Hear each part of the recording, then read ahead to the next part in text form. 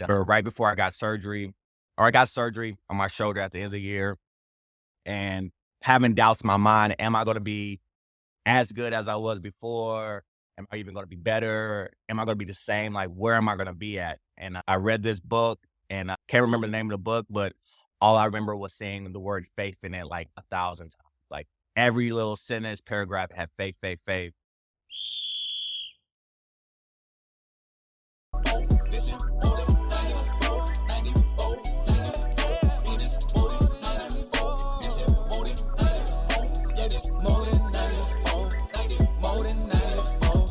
What's up, y'all? Welcome to another episode of More Than 94, where former athletes redefine success. I'm your host, NeNe, and this is my co-host, Angie. And today's guest is Josh Hampton. Josh is a recognized trainer and one of the most influential coaches in fitness and sports. Now he's teaching you how to build the foundation for a lifetime of good health. With Josh's holistic approach, you will learn how to work out for increased mobility and strength, maximize your nutrition, and build a positive mindset. Josh is a husband, a father of 4, and he also has a dog.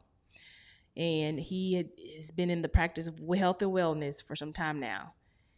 Welcome to More Than 94, Josh. What's going on? What's up? We talked about it before. We just want to highlight the people that play collegiate sports and they went on to do something.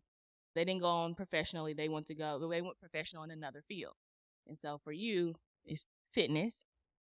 I like to just highlight those stories because I feel like most podcasts just focus on professional athletes and what they're doing now and not necessarily those that are still great in their area, but they just do something else, but they're still exceptional. And so can you just walk us through, for you, how basketball shaped your life and how you went from basketball to what you do now? Yeah, I guess we can agree that every athlete, especially at a high level, has the same mindset. We're dedicated. We know how much goes into our craft to be the best, to learn our roles, and to develop that sisterhood, that brotherhood of being of a sports team. And I think my journey is, ironically, it's funny because all my life, I have been the kid of basketball. If you knew me, you knew he played basketball. That's how people knew me. And I was very blessed in my household. My parents worked, went to church, I had siblings. So I didn't have to worry about a lot. It was just like, go to school, the person, make good grades, and then basketball is your passion, go hoop. So I didn't have to worry about washing clothes, washing dishes. My mom and dad took care of all that for me. So it's go. If this is what you're going to do, you're going to work at your craft. You're going to be the best. You got to put the work in. And as I progress through life and understand there's more going into the sport, right? The nutrition side, the fitness side, the recovery side. I actually hated weight training in high school. I was like, I didn't put myself on the level of KD, but I was like, if KD can't bench 135, why do I have to bench 135? But now I understand to balance that 7 foot and I'm 6 foot, right? But I remember my junior year in high school, the head coach at Boise State at the time, he came to my head coach and he was like, we'll offer that kid right now. He's good enough. He was like, but he's weak. He was like, I can go find another Josh Hampton right now that's stronger, more athletic because he's taking care of his fitness, his nutrition, his recovery. He's more dedicated to that. And that kind of struck me. I was like, oh, you're going to offer me, but I'm not taking care of X, Y, and Z. So that kind of lit a fire for me. And from my junior to senior year, I started taking weight training a little bit more seriously and still adding the pieces to the puzzle as I go. But that kind of helped me have an understanding of my body, how to recover my body, how to increase my performance. And even when I got into college, I'm not sure if I can really hang with the big guys, right? I'm 17 going and now I'm playing against 21, 22-year-olds. And I'm just started taking weight training seriously. But when I put on 20 pounds my freshman year of summer at college, a muscle, and that kind of helped me build my confidence. But again, it just built that understanding of the body and how it works and how I can perform better and how I can do things better. Yeah, that was the start of it. I had a really good freshman year. Going into my sophomore year, I tore my labrum in my shoulder. And as being an athlete. Josh, can you tell where you went to where you played at college? Yeah, so I did my undergrad at Lipscomb University in Nashville, Tennessee. And then I finished off my college career at A&M. And any injury for any athlete, we know how depressing it could be. and I was very depressed, because I was like, I should not be playing college basketball. I was injured. I had this big brace. I couldn't make a shot. It was just really tough. And that kind of led me to dig a little bit deeper about, again, more of my holistic approach to training and fitness and just health and wellness. And right before I got surgery, or I got surgery on my shoulder at the end of the year, and having doubts in my mind, am I going to be as good as I was before? Am I even gonna be better? Am I gonna be the same? Like, where am I gonna be at? And I read this book, and I can't remember the name of the book, but all I remember was seeing the word faith in it like 1,000 times. Like, every little sentence, paragraph had faith, faith, faith. And this is right when I was about to start PT to rehab. And I was just signed from God to have faith in what it will be. And that kind of struck again, that was the next step of understanding my body, deeper in my faith and deeper in practices of health and wellness practices to be a overall, again, what I was missing in high school, the nutrition, the recovery, the rehab, the strength training, to put it all together to be a successful basketball player. And again, that sparked the success of being an overall better person in my life, of making sure I have practices, my mental, my wellness, my emotional, to be better in overall well-being when the game is done. So that's how, ironically, how I got into health and wellness. Struck me at perfect times in my life where I had a switch to turn and to be better, or I could have looked at it and just like, I'm gonna just keep doing what I'm doing. Okay. But that's the start of it. Yeah, that is really the start. So did you always want to? So obviously we know that kind of got you into your profession now, but was that initially what you wanted to do? Is that, or was there something else that you wanted to do before you got into that? I I used to say that I wanted to be a sports agent, that I wanted to be around the sport and talk about it, negotiate, plan deals. And that was just what I thought I wanted to do. And then as I was finishing my master's, I remember telling myself, I was like, I want to do something that I'm good at already. I want to help people and I want to make money. And I was like, I didn't need to make a whole bunch of money right now, but eventually I wanted to go in some type of career where I could make some money. But my biggest thing was helping people. How could I serve people? And as I was pondering and trying to think of things, what am I good at? How can I help people? That was one of the first few things that struck me. I was first training kids in basketball. And as we know, like, everybody doesn't have the same mindset or work ethic as you. So it gets difficult to coach Right. and train kids to love something that you're so passionate about. And I just knew that wasn't for me. And Yeah. I was like, okay, what are different avenues I can go down to, again, help serve people? And that was the next one. I was like, wow, okay, like, I've been recognized in the weight room for this. Like, I've always had a coach tell me, you're pretty good at this. You can teach this. And I've always been a pretty good motivator. I was a point guard, so I know how to talk, communicate. So it just worked out for me. And I just saw the door opening as I just started on it myself. Oh, yeah. That's good. I didn't. That's good how the transition from it was like a, I would say for the most part like smooth because you go from being just this Division One athlete and then now you're Right. not necessarily. Do you? I guess do you train a lot of Division One athletes or you train like everyday people? Right now, I train everyday people. I've been through the whole board. I guess for my year, like, I sprinkle in, I have a few of my old teammates that play professionally. They come and train with me. I have a few in the summer, kids that are trying to up their game. So I'll train some high level high school kids. But most of the time, it's your everyday athlete. So that transition, even though like when you graduated from Texas A&M, there's a transition there, like to start getting into your career, even though you knew what you wanted to go. So what were like some challenges that you faced graduating college and now having to go be an adult, even though you knew what avenue you were going to take? Was there any challenges going into the field that you knew you were going into? Yeah, one was, how do I even get in the field? Obviously, I can apply for a job, that doesn't mean they're gonna hire me, right? So it's actually, I met this guy for lunch one day, and we were just having life talks, and he was like, "What do you wanna do?" And I told him, and he was like, "I know the GM at this place, D1 Sports Training. I'm gonna give him your number. Here's his number, shoot him a text, let him know you met me." I was like, "Okay, cool." I did that, and ironically, the guy never responded to me. I saw him a Um, text. I was like, "Hey, my name is Josh Hampton, basketball A&M. Just really wanna pick your brain. How did you even get into space? Where should I start?" Yeah, he doesn't respond to me. It's 2 weeks later, and actually about to go the same gym, D1. I'm actually going there to work out. I'm like, "You know what? Imma just go there enough. They're gonna see me so much. Maybe I can just work my way in through there." And ironically, that day that I was gonna pay for a membership, I was actually gonna be broke. I was like, "Man, this kinda expensive." But I was like, "You know what? If it's for me, like, gotta make it work." And that same day that I was about to go pay for a membership, the guy texted me. He was like, "Hey, sorry, my son threw my phone in the toilet. I just got your message. Please come by." Wow. So I was like, "All right, perfect. I gotta come pay for a membership. I'll be there." He was Came through on time. right on time. And as I walked in, I filled out a few people that already worked there, and I haven't officially saw the GM yet. But I went in, I was like, "Hey, I'm here to meet the GM." And they was like, "Yeah, he's on the phone." And I tilted my head, and it was a black guy, and I got surprised. I was like, "No, you're a manager. That's it." Yeah, and I was like, "Oh, okay." And that was Henry Hall, a Nah. great friend of mine. And basically, we literally went in and we just talked. He told me his story about life and the sports he did. I told him my life, my experience, my ups and downs. And after that, he was like, "I want to hire you."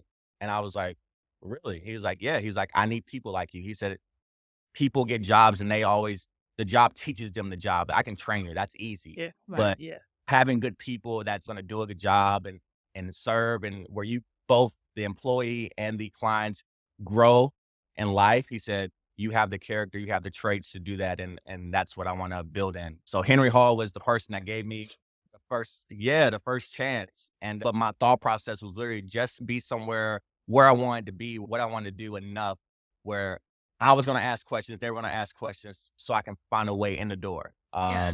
Yeah. So that's good because you like even when you said like I had to go out, you didn't know where to start. So like like did you obviously as a college athlete did you miss out on some like opportunities to do those internships to do those? You see For what I'm sure, saying? right? Yeah. Yes, you have practice, preseason, postseason lifts, all that on top of trying to have a social life, on top of balancing your schoolwork. I don't have time at 2 o'clock in the middle of the day to go and meet with businesses for opportunity for internship. In the Yeah. summers, we're on campus It all happens. summer, so that's when internships are happening. And I mean, the coach's job is to help develop his player to win games so he can feed his family, so he doesn't want you gone, Ooh. right? So, yeah, for sure, I think even now that I look of being a husband or father, the summer that's great. Again, I'm not in a place to do that, but if I was in college by myself with the open summer schedule, there'd be great chance for me to grow and develop and again, get the experience and see if that's something I actually wanted to do. Right. And so now that until you started with D1, and so now you're an entrepreneur. So kind of explain that transition because I think that is important to know as well from going to from an employee mindset into an entrepreneurship mindset. Those are two different mindsets. And so I Right. know like with even with personal training, you get even though you're an employee, you get I guess like a commission essentially. Yeah. But Yeah. from to just not to have that and to go all on your own, what was like fears and what was that transition like? Yeah. I would first say is right. It's just like us as athletes planning to go and get that extra work in the gym. Nobody's telling us to go get that extra work on a Friday night. You're like, "Man, you know what? Instead of going out, I'm gonna go get shots up. I'm gonna work on my game from 6 to 8, 6 to 10, and just be in the gym and be better," right? And I think that approach mindset from athlete to entrepreneurship is the same, right? Nobody's telling you, "Hey, you need to get up and go to work. Hey, you need to set your alarm clock." That's all on you. And that's been my character my whole life. So I don't have a problem going to the gym in the morning. I don't have a problem going late at night. I don't have a problem getting up and my alarm's going off. So that kinda helped the transition of just doing it on my own first. And then as I was working at D1 for the first 4 years, I was actually just saying, like, "I own a D1. I'm gonna do X, Y, and Z," not knowing that God had planned that me for to own my Yeah. own gym. And so I already was tweaking my mind into ownership. I was Okay. like, "Okay, this is the things that I wanna do." And again, this is just saying how I love my job so much that I wanna be just a baseline coach. I wanna be ups and ups so I can help serve more people and to have the see the joy that people already have now, but at a higher level. Mhm. And, yeah, so I guess the biggest fear as I started off, I entered entrepreneurship when a lot of people did during 2020. I was not going back to D1 after 2020, after we closed down. And I actually told my wife that I was done training. I was like, "Oh, I'm gonna just go use my degrees and do something else whenever the world opens." And she was like, "Okay." And I just had so many people, hella people text me, "Hey, can you send me a workout? Hey, I need a program." And this is when gyms are closed. They're doing it at their Right. house. They're going to parks. And I'm like, "Oh, okay, sure. I got plenty of workouts. I know how to program. That's easy." Um, and their response be, "Okay, how much do I owe you?" And again, I took the the coach hat off. I wasn't a Right. coach anymore. I wasn't looking for commission there. I was like, I like helping people, so here. And they were like, "No, I owe you. How much do I owe you?" And that kinda started the entrepreneurship of training people officially. I was even training people at the park for 2 months. They were paying me, but I was like, I don't wanna do this, like, I'll find something else." And my wife was just like, Wow. "Oh, Wow.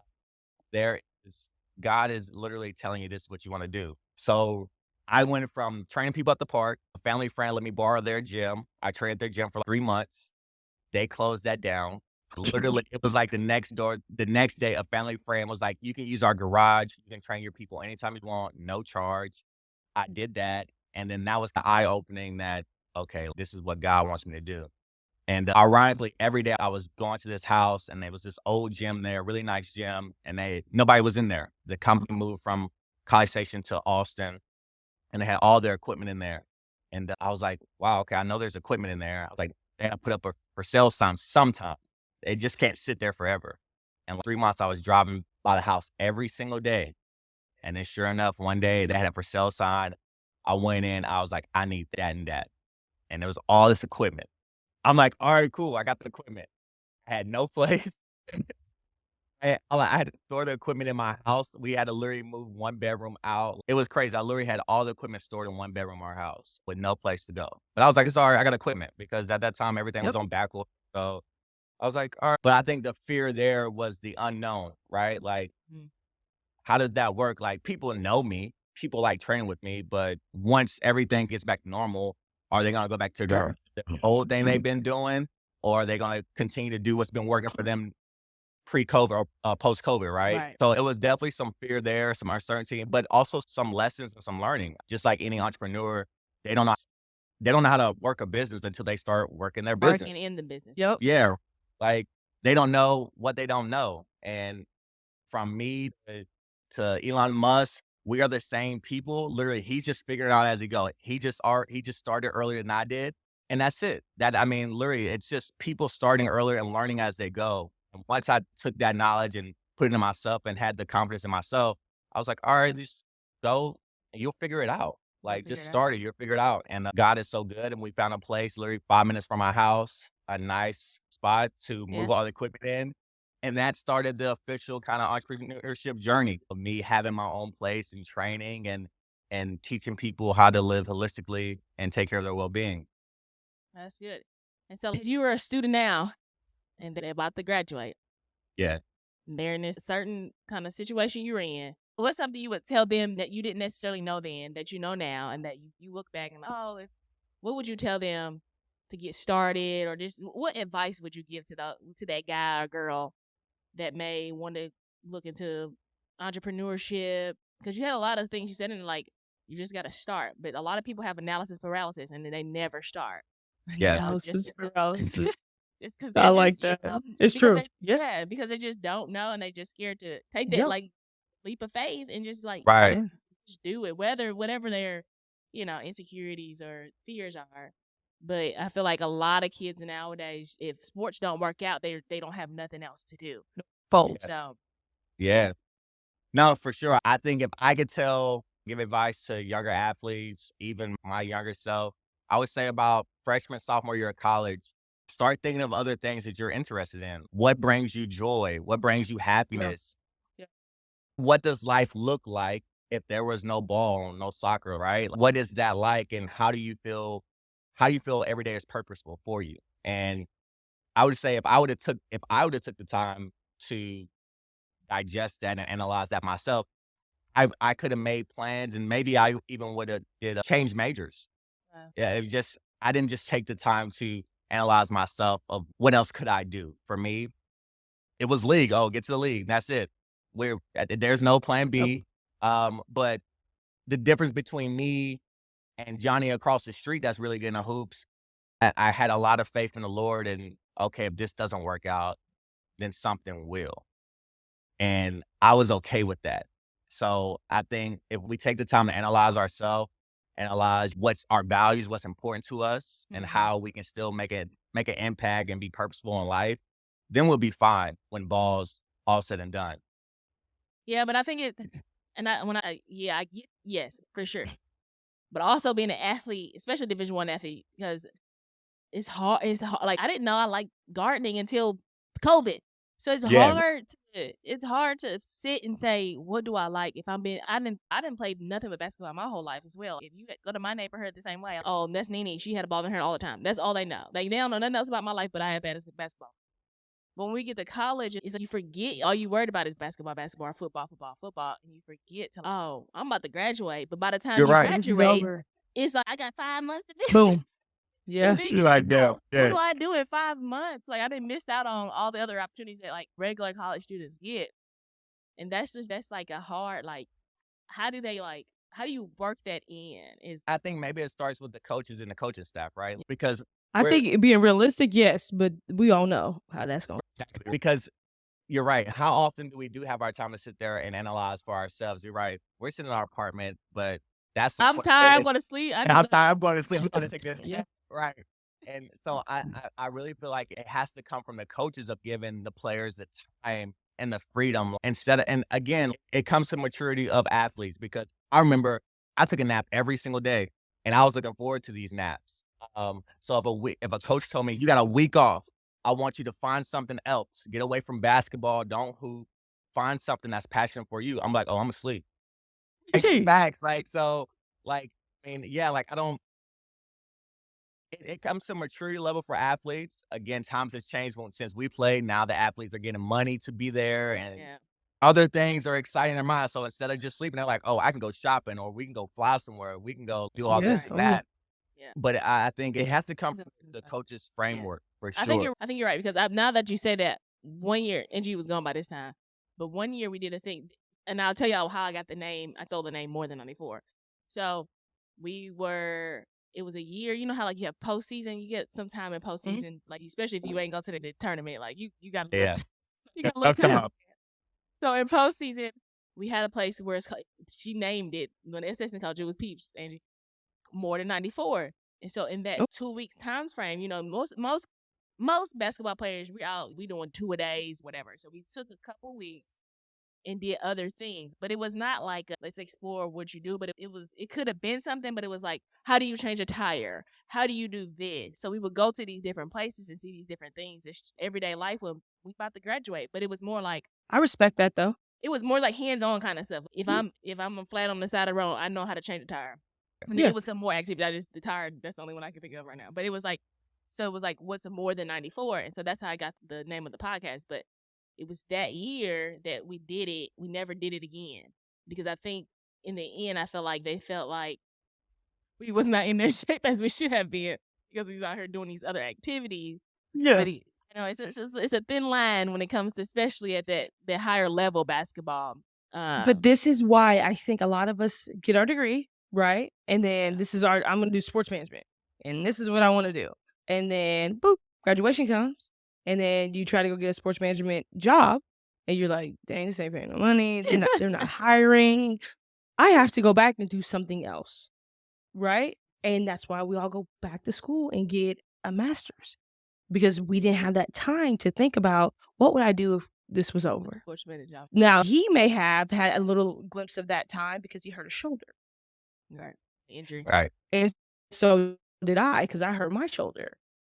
And when I was rehabbing, I'm like, okay, if this don't work out, what are you doing?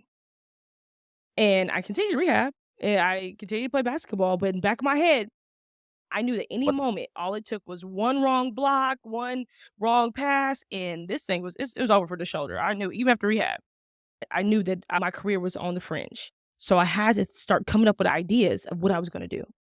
And so I think that get one good entry, that'll change your whole career. That'll change your life. You start thinking. You start thinking. Yeah, you start You thinking do. facts. You like, bro, like this ain't this. Like, this is man, gonna yeah, end it. I'm not It's invincible the- no more. Yeah, to even piggyback off that, like I had one teammate, we came in together freshman year. He was super talented, but he was like, I'm here for school. Like, we were like, yo, we got pickup. He was like, no, I'm studying.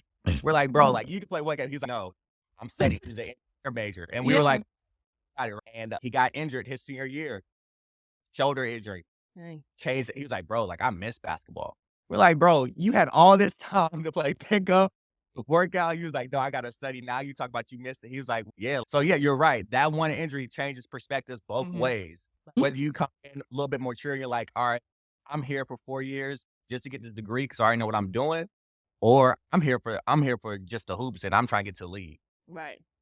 But Yeah. I think that everyone should have there's very few of us that make it, right? And not saying that the next guy ain't on the bench or he ain't coming in the next class that's gonna be in the league, but you never know. You might blow your knee. Look at Lonzo. Lonzo went from UCLA to Yeah. the league. He played a couple good years, messed his knee up, and that dude has not been on the floor since.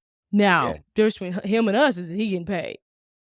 For regular people, Right. you know, Right. it's Right. over, dog. It's over. You gotta figure out what are you gonna do. And did you make those connections while you were there to have a plan B? Right? Fact. Did you think of plan B? These all come into play with just one little injury.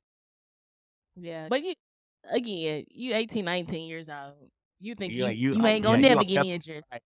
For real. Yeah, no, Like, you're right. I went my whole life and didn't get injured till I got to college. I didn't play basketball on concrete, all kinds of surfaces. Get to college, Dunskies. Like, Bro, they told me wow. the freshman year of college, they said, make sure you see the trainer before after practice. I said, the trainer room only for hurt people. I don't get hurt. You better get in the ice tub, sir.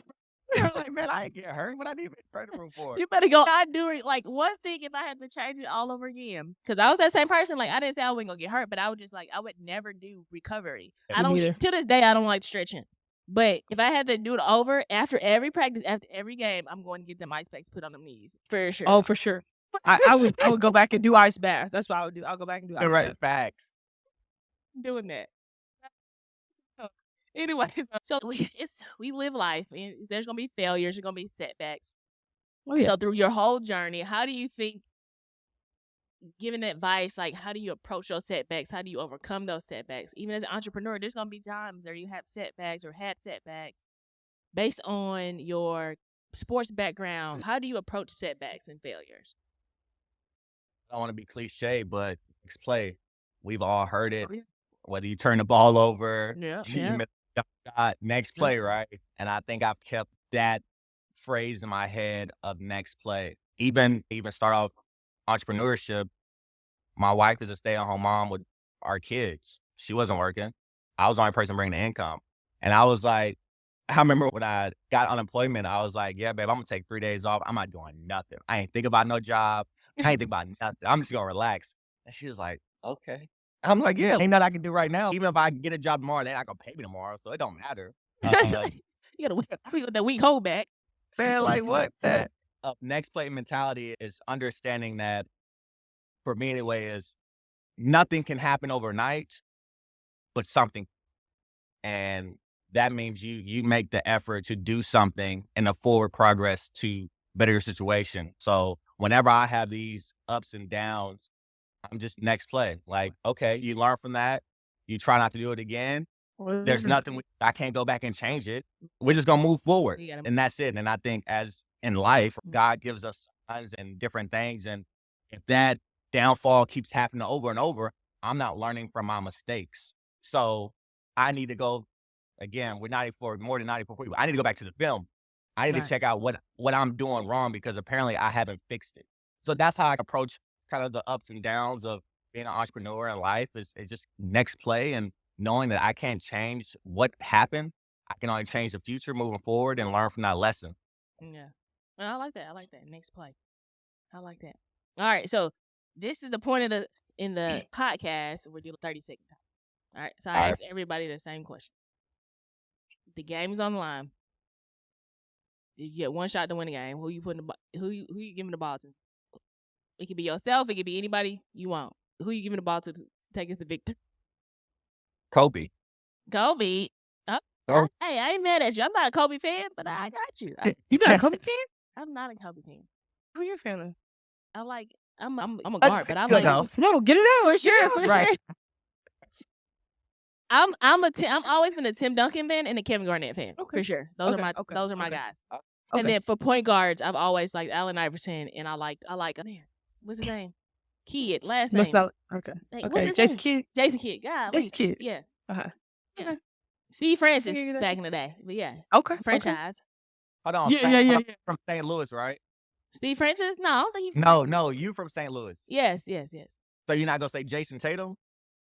But no, He from no. St. Louis. I He's pretty understand good, that though. he's good, Bradley Beal. but he's not like my guys are back, not recent guys, Okay. Yeah. Okay. not the It's a recent different guys. game. It's a different game. Yeah, Okay. it's for sure a different game. Yeah. But yeah, those are my guys. I've never. Kobe's great. Like he's a great basketball player. I don't know. I never got down with Kobe. I thought he was a little bit of a crybaby for sure.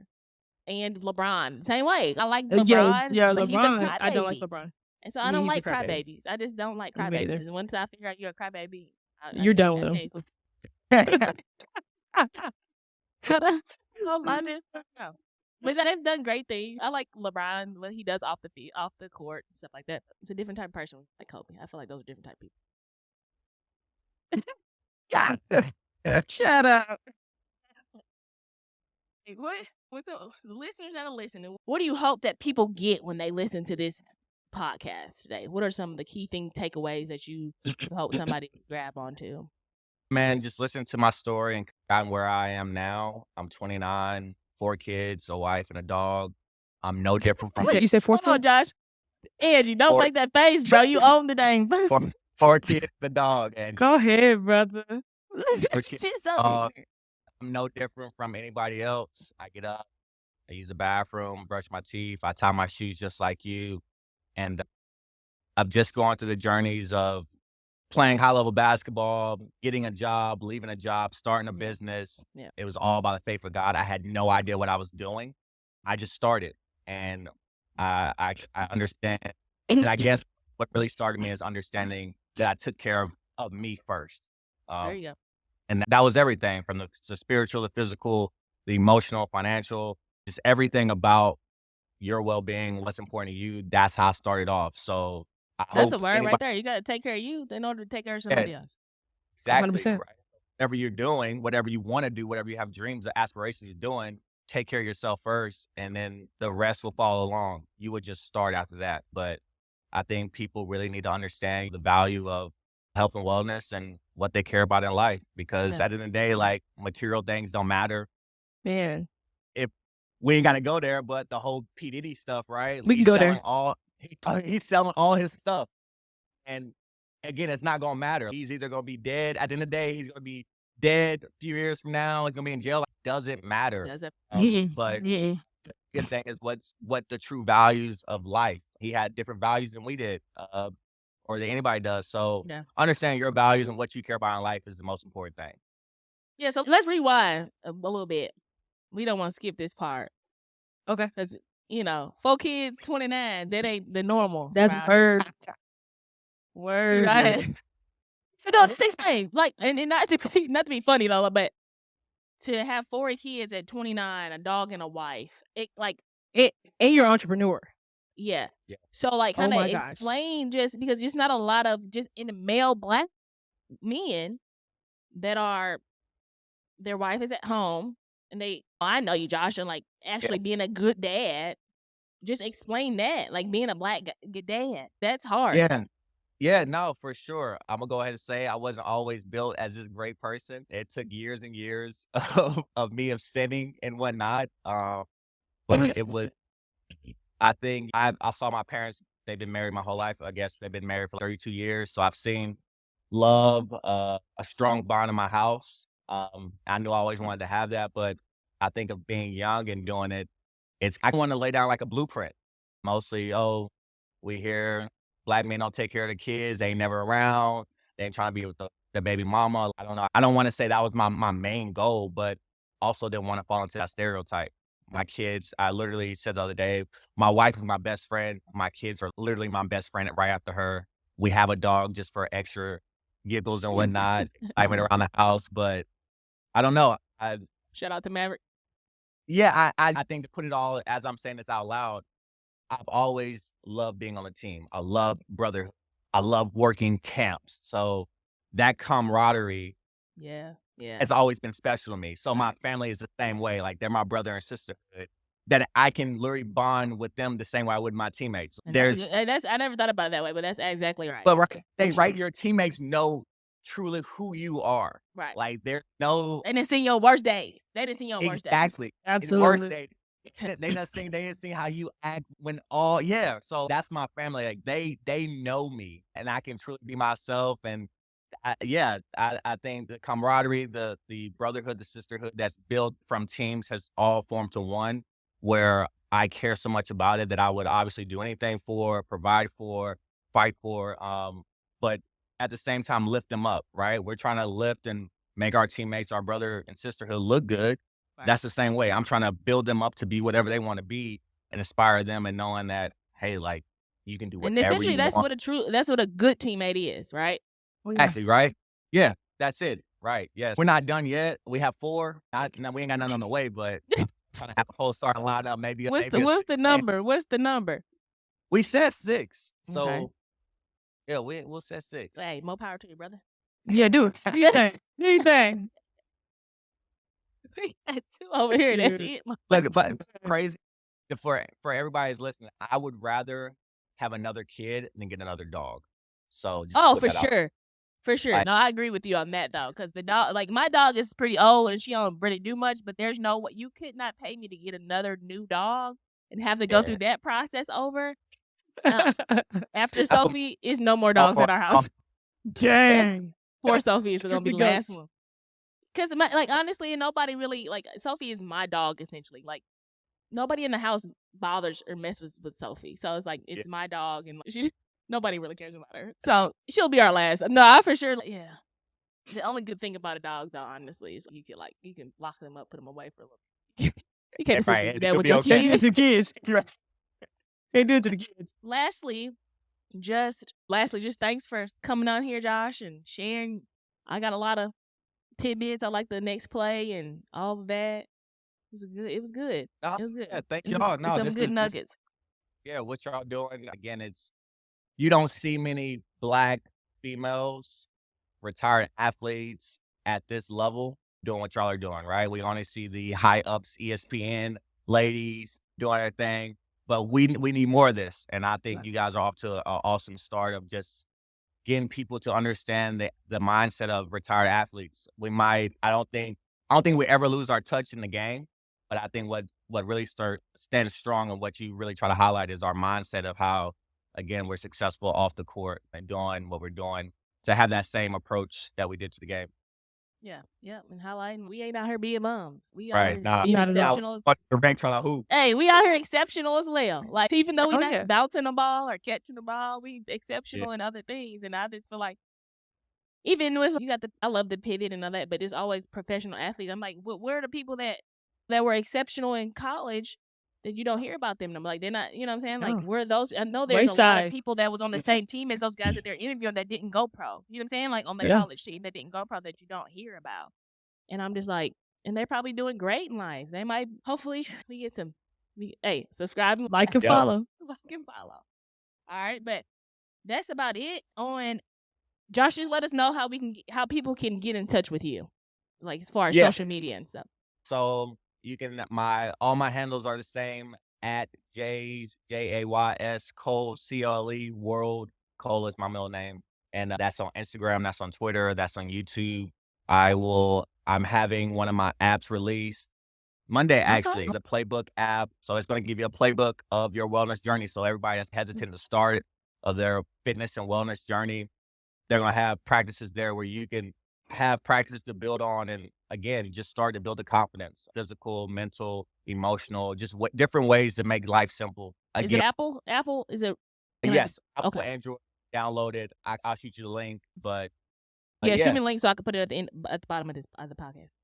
yeah, and I have the same YouTube. I have videos, just daily movements for people that don't know what to do.